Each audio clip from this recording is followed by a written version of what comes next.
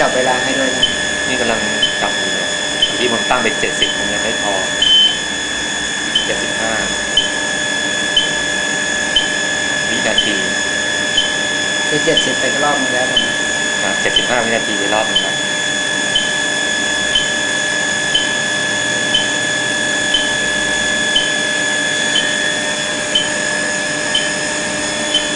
เราไม่อยากตั้งเยอะเดี๋ยวมันจะนี่ครับละลายของตัวละลายมันเป็นไม่ละลายของตัวละลายไปอย่างนี้ดีแล้วครับเราค่อยๆหาจุดอันนี้เราวงไม่ดีวงใหญ่ไปนิดนึง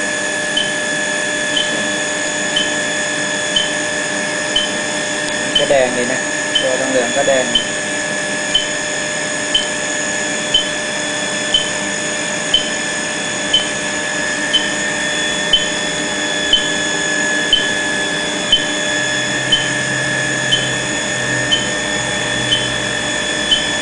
ลวดมันเล็กแรง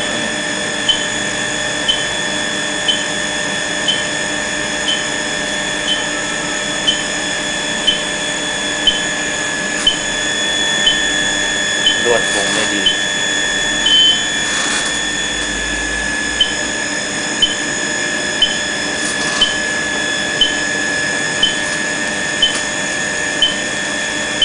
วงใหญ่ไป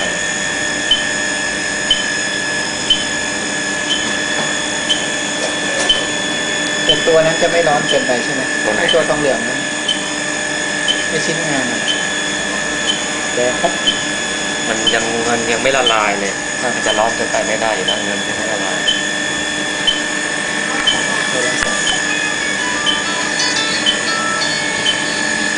ฮัลโหลจากไหนครับติดต่อเรื่องอะไรครับขึ้นอันนี้ด้วยมันก็ละลายเลย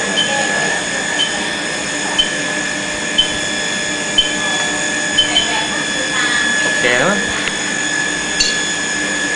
วันนี้เนื้อมันเต็มกว่ามันนะลวดต้องลวดใหญ่ลวดมันเล็กไปไม่พอไม่งั้นไม่ต้องโง่ก็ได้ถ้ามันร้อนๆแล้วก็เอาลวดนี้กินมันจะละลายไม่ดีเลยไม่ดีหรอกไม่100%ขนาดยังยากเลย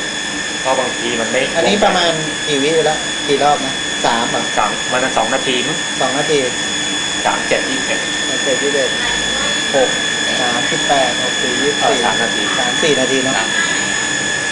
หยุดแล้วใช่ไหมพี่หยุดแล้วใช่ไหมนี่หยุดกันแล้ว